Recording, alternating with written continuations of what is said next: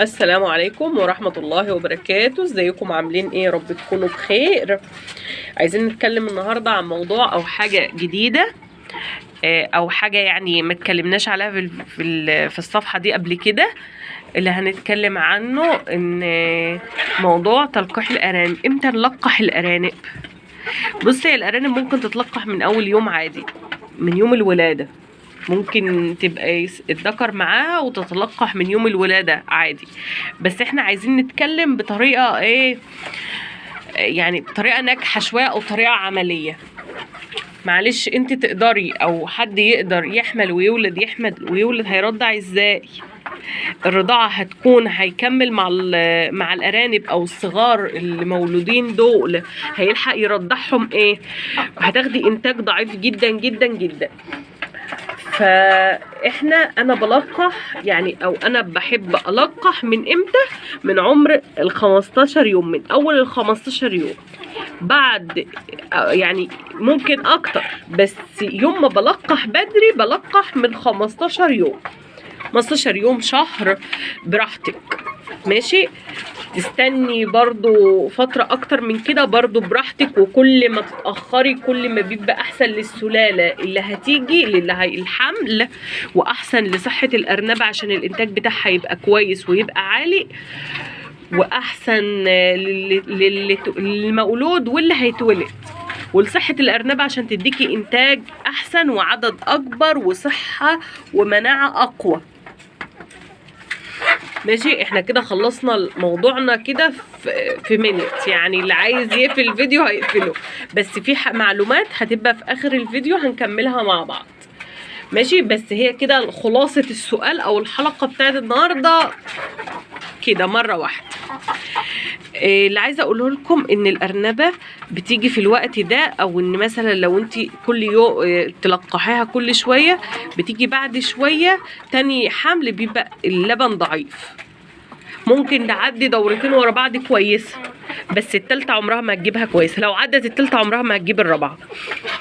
ماشي، ليه بقى؟ طبعا بيبقى اجهاد عليها، مفيش كالسيوم في جسمها، مفيش فيتامينات في جسمها، كل حاجه اتمصت. مفيش لبن كفايه انها ترضع، ما لحقتش تعمل مخزون من اللبن عشان ترضع اللي بعد كده. هتجيب منين يعني؟ فانت بتفطمي الارانب بدري، بالتالي بياكلوا بدري، بالتالي بيحصل يعني معدتهم ما بتبقاش تمام وصحتهم ما بتبقاش تمام خالص.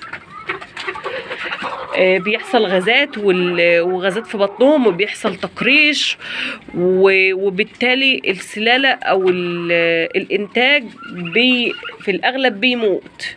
طب يا فرحتي ان انا عملت دورات ورا بعضها والانتاج اصلا بيموت مني، او ما بيشيلش وزن، او ما بيكبرش، او مناعته ضعيفة، اقل دور بيجيله بيتني قاضي عليه. فهي دي الفكرة. طبعا الارنبه مره والتانيه والتالته وتلاقيها بتسيب عيالها وتضيعهم وتموتهم، ما عندهاش طاقه لهم، مفيش لبن انها ترضعهم. برضو احنا سواء كده او سواء كده بنعمل احتياطاتنا، ولما بنحس ان ارنبه لبنها بدا يضعف بندي حقنه لزياده انتاج اللبن قبل الولاده، وبنديها مع الحقنه المضاد حيوي يوم الولاده.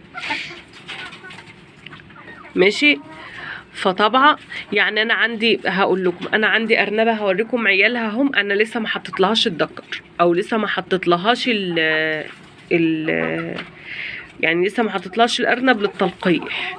تعالوا هنشوف مع بعض، نشوف ولاد الارنبه التانية قد ايه وهي لسه ما اتحطتش للتلقيح. اللي محطوطه اللي هناك دي يا جماعه الارانب دي ارانب فلاحي مش سلالات، علشان اللي والكلام ده للسلالات برضو، بس عشان يعني اللي شايف ان الارانب ضعيفه او الارنبه الام ضعيفه، فدي ارانب فلاحي 100%، مش ارانب سلالات.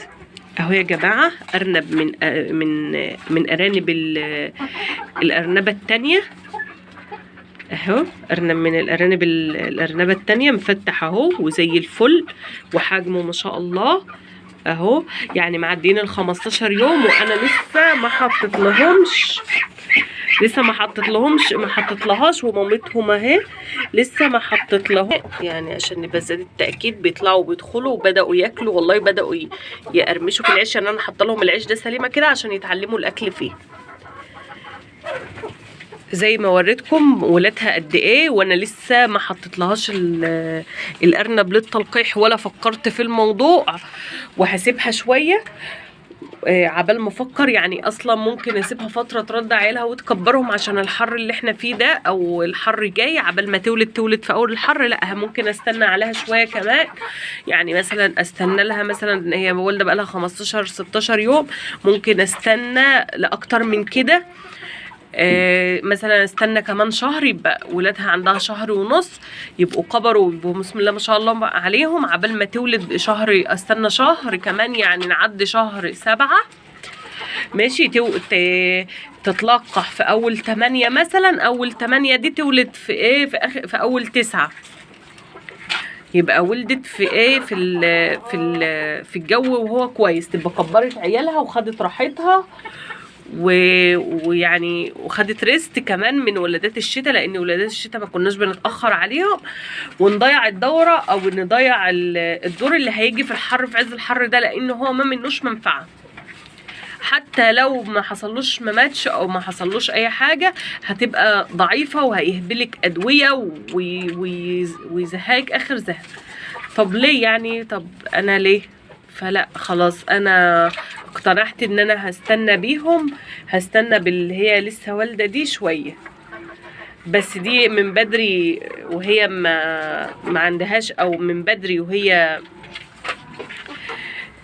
وهي ما لقحتهاش، فانا هجرب فيها المره دي، او يعني حملت ما حملتش مش هجري على الموضوع. ويا رب اكون قدرت افيدكم. ما تنسوناش في اللايك والشير، والسلام عليكم ورحمه الله وبركاته.